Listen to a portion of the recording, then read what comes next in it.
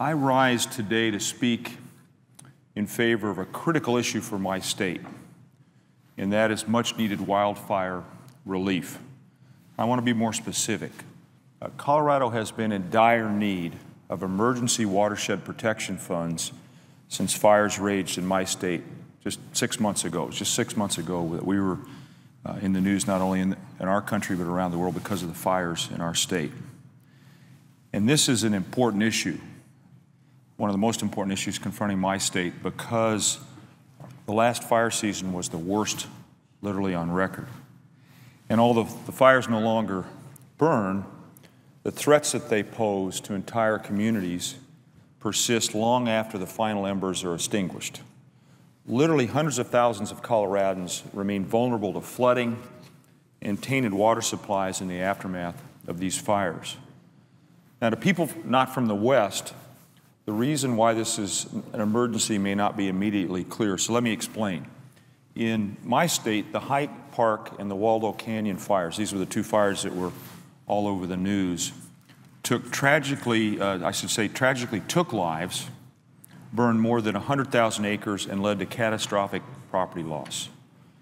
President Obama declared them national disasters, and he actually came to Colorado, joined me and the rest of the delegation, to visit the scenes of destruction where over 300 homes were destroyed in Colorado's second largest city, that is Colorado Springs. But that initial impact and those initial scenes could pale in comparison to the threats that these communities will face in the coming days, months, and years. Why is that so, Mr. President? Well, because once a mountainside is stripped of all its trees and foliage and the soil's burned down to bedrock, there's nothing left to hold back the water and debris as it races downhill toward our communities in its path. So without rehabilitation and restoration, the watersheds that provide municipal and agricultural water are at risk from landslides, flooding, and erosion. And in turn, that could result in serious infrastructure damage, water supply disruptions, and even loss of life. So stabilizing and protecting these communities' watersheds is simply the right thing to do. And moreover, and this is important, taking action now is also fiscally responsible. Quite simply, if we do not do the repairs now, we will pay more later. So when Coloradans came to Senator Bennett and me to share these needs confronting our state, we immediately went to work. We delivered on the promise of providing fire relief when the U.S. Senate passed the emergency supplemental spending bill in December last year, which also provided much-needed relief funds for Hurricane Sandy victims. That was a bipartisan bill. It was supported by Senate Republicans and Democrats alike. But the Republicans in the House regrettably gutted the bill and sent back legislation that explicitly cut out wildfire relief. And in that context, let me make one point absolutely clear. This is an emergency. Some people have questioned the need for funding and have asked why we wouldn't limit dollars to just Hurricane Sandy areas, like the bill does before us today. The short answer is that it's the fiscally smart thing to do, the right thing to do, and the fair thing to do. This bill is an emergency appropriations bill for all national disasters, not just Hurricane Sandy, and is our best hope of seeing wildfire relief. I emphatically note that the Colorado emergencies occurred before Hurricane Sandy, and the West should not have to continue to wait. Very few emergency supplemental bills pass Congress.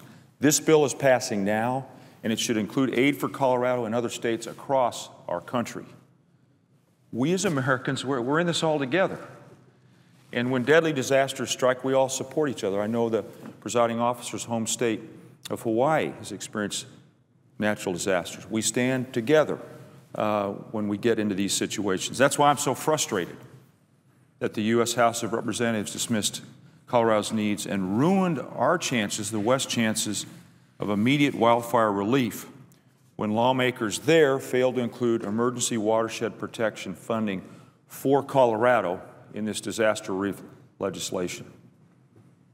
Mr. President, this neglect it's particularly disappointing because if the House had quickly taken up the Senate-passed disaster assistance bill at the end of last year, we would not be in this desperate position today. I say this somewhat reluctantly, Mr. President. I served in the House for 10 years, but I have to say that the U.S. House is setting a dangerous precedent of arbitrarily legislating disaster relief funds. Communities across this country, and not just those affected by Hurricane Sandy, are at risk of catastrophic flooding and contaminated drinking water. But House Republicans are either sending a message that the West doesn't matter or saying that they don't care about certain communities once the TV cameras are focused elsewhere. So what's the latest development in this ongoing fight to help wildfire victims? Yesterday, I introduced an amendment to the House-passed disaster relief legislation that would help national disaster areas repair their drinking water supplies and the systems that back up those water supplies. This amendment would not add a single cent to the bill, and instead simply reverses the House's decision to exclude all states other than those affected by Hurricane Sandy. No one questions that we need to help hurricane victims in the Northeast, but wildfire relief is not pork. Say that again, wildfire relief is not pork. Colorado's record-setting wildfires in 2012 displaced tens of thousands, destroyed more than 600 homes statewide, and tragically resulted in deaths. Wildfires destroy communities, and their devastation persists for decades. These restoration projects of which I speak must get started now before our spring snowmelt sends tons of ash and sediment into our water supplies and buries homes and infrastructure under mudslides and floodwaters. As I said earlier, I know these fires, Mr. President, may seem like old news for some, but Coloradans are living under the ongoing threats every day. And I want to remind all my colleagues that in the past, the Natural Resources Conservation Service, the NRCS, had the flexibility to provide EWP assistance for earlier disasters before moving on to the needs created by subsequent events. And as of December 2012, an estimated $47 million was needed to mitigate damaged watersheds in the aftermath of other presidentially declared Stafford Act disaster areas in Arizona, in Colorado, in Louisiana, Florida, Minnesota, Mississippi, New York, Utah, and Wisconsin, north, south, east, and west. And of the $180 million the House approved for Sandy-related emergency watershed protection relief, only $30 million has been requested. Yet the House bill is saying that other communities cannot have access to these funds to protect their own people. It's senselessly wasteful to leave these other communities behind to suffer the effects of less recent disasters, whether they faced wildfire, hurricane, or flood. Mr. President, I'm not being an alarmist. Coloradans, unfortunately, have already experienced some of these effects. For example, the usually clear and crystal clear, I should say, Poudre River has been flowing black, literally flowing black, due to ash and runoff from the fires. This forced the downstream city of Fort Collins to shut off their water intake for over 100 days. I know Senator Bennett was on site just a week ago, and the pictures were tragic, and they compel action.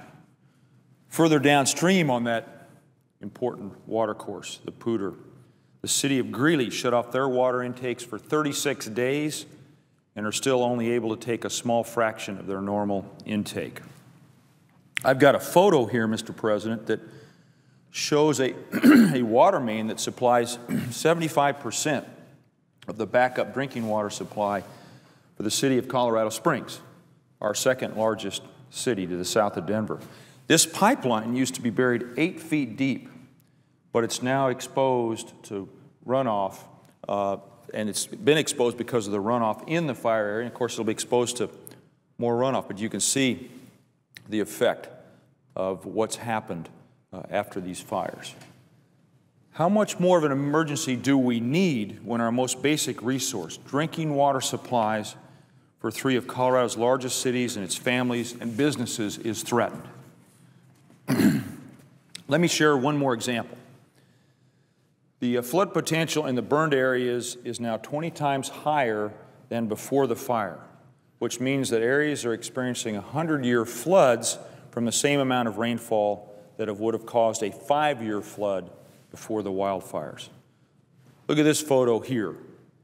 This is Highway 14, which is a major east-west artery through northern Colorado.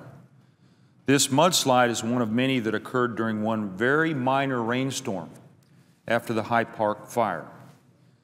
These mudslides on our major roads put people, property, and commerce at risk.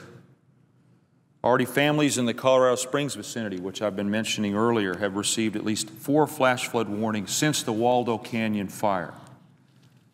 The need for stabilizing this ground and restoring the burned areas on both federal and private land is critical to public safety, public health, and the prevention of another disaster. So, Mr. President, as I begin to close, don't get me wrong, I support the recovery of the communities devastated by Hurricane Sandy. But I want to ensure that my colleagues here understand the gravity of the situation we're facing in Colorado and in other states that are confronting disaster needs.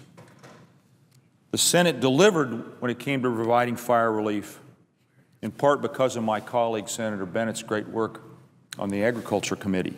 But the House unwisely sent us a package that turns a blind eye to Colorado and the West.